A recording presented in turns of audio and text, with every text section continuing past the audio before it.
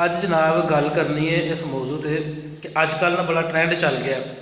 कोई बीबी या बच्चा छोटा ना वो कॉल करता है, पहले ना उन्होंने फेक एक मैसेज बनाया होंगे जैज़ कैश का, ईजी पैसे का, तो वो जनाब वो कुछ अमाउंट होंगी है, तो कह लो कि 2-3 हज़ार रुपये का ना उन्होंने मैसेज एक बनाया होंगे फेक। वो तो मैसेज पहले कर देने, नाल ही कॉल आ जानी, बड़े रोक चाचू जी मामू जी वो मेरे नाल ज्यादती हो गई है, मैं घलने सन किधरे होर पैसे तो तुहानू भेज दिते हैं। और उन्हें रोना ही इस तरीके का जनाब तुसी कन्फ्यूज़ हो जाना कि जनाब पैसे वाकई आ गए हैं। पहले तो होश हवास में कायम रखना है कि इस तरह पैसे नहीं आ जाते अचानक।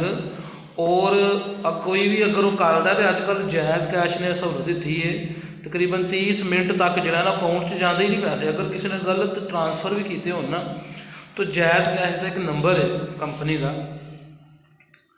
उस महसूस नंबर को मैसेज आता है, किसी के अपने परसनल नंबर तो मैसेज नहीं आता। ये की करते हैं, एक परसनल नंबर तो मैसेज करके तो फिर फसा लेंगे, फिर कॉल के तरले मिन्नतां वो जनाब तुहानू कह मैसेज करो हाँ जैज़ कैश से कराओ। बंदे जनाब कई भी बेचारे भोले भाले जोड़े होंगे ने वो फस जाते हैं। नंबर 1। नंबर 2 जनाब मैसेज आ जाता जनाब तुसीं ना जीतो पाकिस्तान च हिस्सा लिया सी, तो जनाब एक तुहाडा ना मोटरसाइकिल निकल आई, 5 तोले जेवर निकल आया, उमरे का टिकट निकल आया। इन्नी को गल सुन के ना बंदे ने बस उर्दू च ना मैसेज लिखा होंगे, उन्होंने होर कुछ पढ़ना आवे ना आवे, इन्नी को गल सुन के ना उहदियां वराछां खिल जांदियां, वो एन हासे निकलने वक्खियां चोड़ियां, लै भी मेरा तो मोटरसाइकिल निकल आया, उमरे का टिकट निकल आया, ठीक है ना।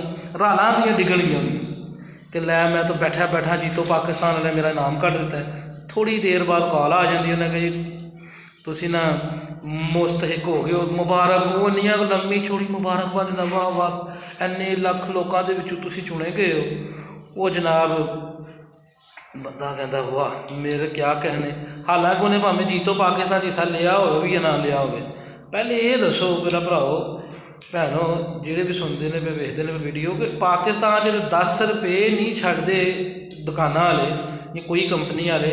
रमज़ानुल मुबारक का एडा महीना मुबारक होंदा, उत्थे 50 रुपये 40 रुपये दर्जन पूरे सीजन च केला फरोख्त होया, लेकिन उत्थे तो डोजे आने वाले ने अगले 1-2 महीने तक उही केला जनाब 250-300 रुपये दर्जन होंदा है। तो जिथे यह हिसाब है कि जनाब इन्ना जुल्म और ज्यादती होती, उत्थे तुहानू घर बैठे बिठाए मोटरसाइकिल, उमरे के टिकट नाल कैश प्राइज, उन्होंने दिमाग खराब होए।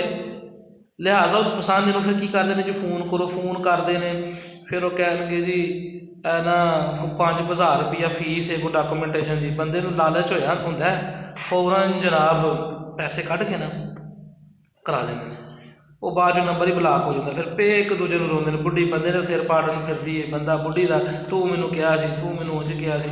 लिहाजा घर नूं लड़ाई तो भी बचाओ, तो इहो जे फेक जिहड़े किस्म के स्कैम ने इन्हां च भी आउण की जरूरत नहीं। लालच ही सब तो वड्डी बुरी बला है, जो ही तुसीं लालच करोगे तो इहो जे नुकसान उठाओगे।